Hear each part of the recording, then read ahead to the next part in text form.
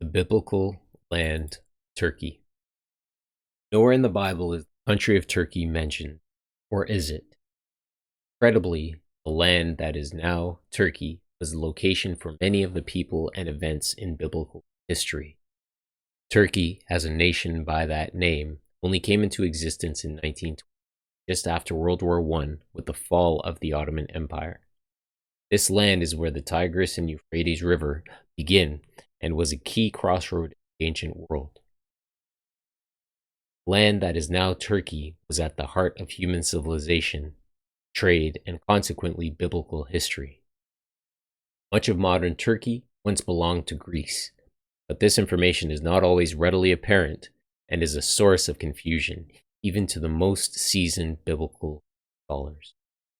In actuality, many of the familiar stories in the Old Testament took place in what is now Turkey, and the major portion of the New Testament was either written on Turkish soil or to believers living in Turkey, not the country of Greece as we know of today.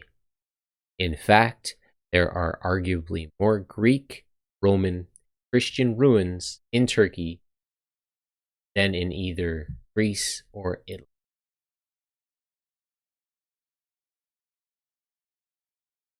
Colorful and diverse, Turkey is an enthralling land. The Hittites, Persians, Greeks, Romans, Byzantines, and Ottomans, along with lesser-known cultures, invaded, conquered, flourished, and left the ruins of their once mighty empires for us to behold with curiosity and awe. A cradle of civilization, the traces of mankind's religious journey throughout history are evident in the pagan temples, Christian basilicas, and Muslim mosques that are scattered everywhere throughout the cities and countryside. While Ankara is the capital of Turkey, Istanbul is the largest with approximately 15 million people. Once known as Constantinople, Istanbul lies partially in Europe and partially in Asia, a city of stark contrasts where East meets West. Modern and ancient exist in harmonious, exotic blend. Lavish sultans' palaces vie for attention with ancient Byzantine basilicas or underground Roman cisterns. And while the whirling dervishes and Hittite folk dancers of antiquity still entertain tourists, the brightly lit modern nightlife of Taksim rivals that of any international city, with its restaurants, music, and dancing. Women sporting the latest European hairstyles and fashion stroll down the boulevards or narrow stone passageways, next to women wearing long dresses and colorful scarves, or more rarely, others attired from head to toe in black burqas with face veils. Bazaars that have existed for hundreds of years are still doing brisk business of selling everything from spices to jewelry to oriental rugs, yet one may buy an iPod at a store nearby with money obtained at the ATM. And though the thick, sweet Turkish coffee is readily available, tea is hospitably offered everywhere, especially to tourists shopping for souvenirs.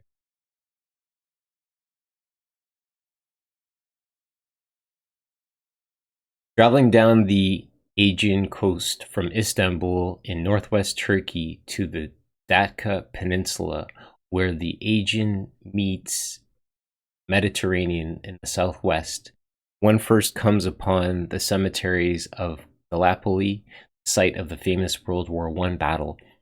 These cemeteries stand as silent monuments to clashes between cultures and ideologies down through the ages. An additional hour's drive south reveals the ruins of Troy, location of Homer's epic battle, Iliad, where Trojans and Greeks fought over the beautiful Helen.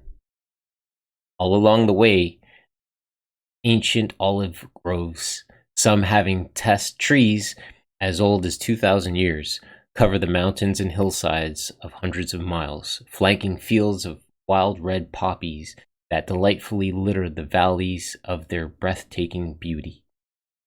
Further down the coast, the ruins of a temple to the pagan goddess Athena appear on top of a cliff overlooking the small fishing village of Assos. The ancient philosopher Aristotle lived and taught there during the 3rd century BCE, and the Apostle Paul walked to Assos from Troy, on his 3rd missionary journey, Acts 20:13 through 14. Next, one comes upon the city Izmir, the former Smyrna of the Apostle John's Revelation, Revelations chapter 2, verses 8 through 11.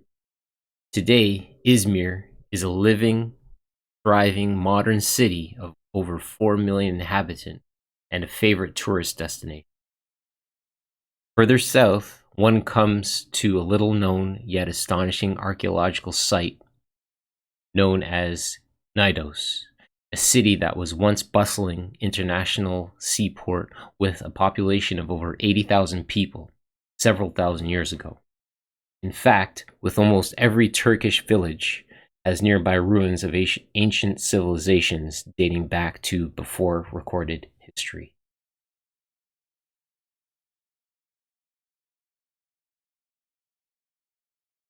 In the Old Testament, the city of Haran, where Abraham and his family lived for a time after leaving Ur, was located in the area known as Turkey, as was Mount Ararat, the place where Noah's Ark landed. The Hittite civilization mentioned often in the Old Testament was a dominant force in this land around 2000 BCE. Today's Kurds, most of whom lived in Turkey, are believed to be the descendants of the once powerful Assyrians, the people who conquered the northern kingdom of Israel. But what was most surprising to me was the revelation that much of the New Testament apostles' assemblies and activities were located in the present country of Turkey. Many, if not most, of the early assemblies were known on Turkish soil. Antioch, now called Antakya, is located in southwestern Turkey and is known as the cradle of Christianity. Once part of the Roman province of Syria, Antioch is said to have been the second most important city in the early assembly, the first being Jerusalem, and was the place which many fled in the persecution that followed the stoning of Stephen. For a year of Barnabas and Paul taught great numbers of people at Antioch, and it was there that the disciples were first called Christian. Acts chapter 11, verse 26.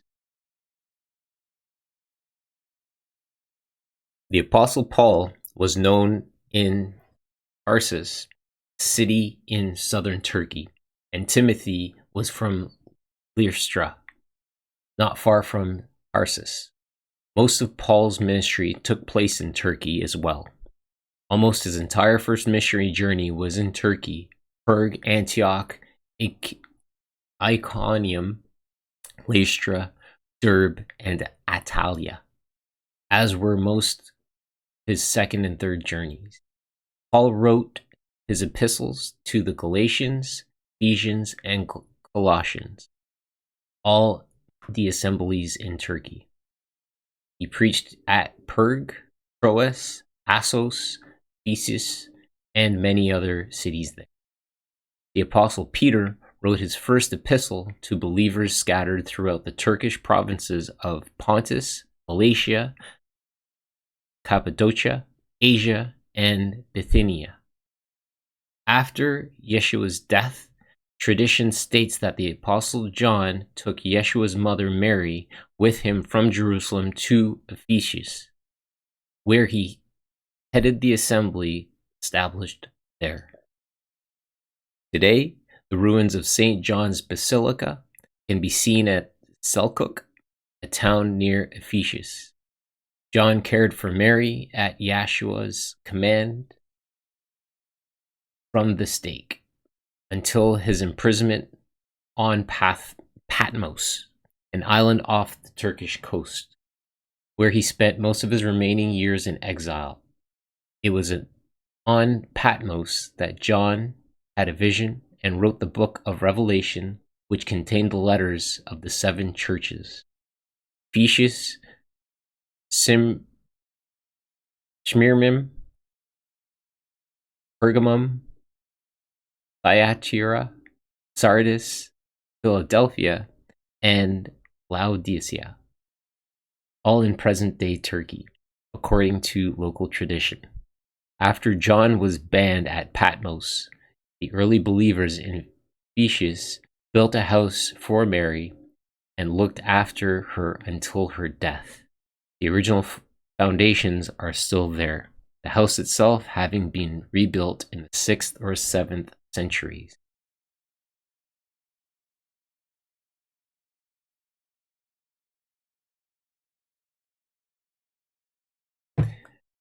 As New Testament faithful began to spread through the teachings of Paul, John, Peter, and other apostles, the Roman Emperor Nero persecuted the newly converted believers unmercifully. To escape torture and death, many fled to the provinces in central Turkey. Cappadocia is one such place where at least 100 underground cities built by the early believers for protection may be visited today. In addition to the cities, many of ornate cathedrals, complete with elaborate biblical scenes painted on the ceilings and walls, can be found in caves nearby. The Byzantine Age began in 330 CE under the leadership of Constantine. He established his capital at Byzantium and renamed it Constantinople, modern Istanbul. It was newly converted Constantine who brought Christianity to his new empire. The Hagia Sophia, the most important of all the Byzantine churches and considered to be the 8th wonder of the world, is situated in Istanbul. Built in 532 CE as a Christian church, it was converted to a Muslim mosque in 1453 and declared a museum in 1934. It stands as a testament to the power and architectural genius of the Byzantine period.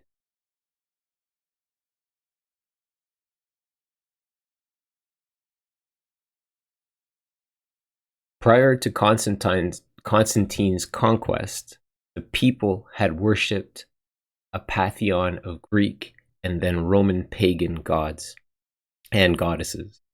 In order to consolidate the empire, it was necessary to convert the population to Christianity. To do this, Constantine and the Nicene Council of 325 CE had to adopt many of their pagan concepts and customs into the Christian religion. Christmas, the Saturnalia, Easter, a fertility goddess, Sunday worship, the day of the sun god, and the Trinity, triad god worship, among others. Most Christian sects still cling to these 4th century pagan beliefs and practices today. Today, the population of Turkey is 98% Muslim. The Ottoman Turks conquered the decaying Byzantine Empire in 1453, replacing Christianity with Islam. The Ottoman Empire was one of the largest and longest lasting empires in history, inspired and sustained by Islam and Islamic institutions. It spreads from the Eastern Mediterranean, the Middle East, North Africa, the Balkans, and into Spain. The Ottoman sultans ruled Turkey for more than 500 years, until defeated by the British in World War I. The new constitutions of 1923, created by much revered leader Ataturk, brought about the secularization and modernization of Turkey.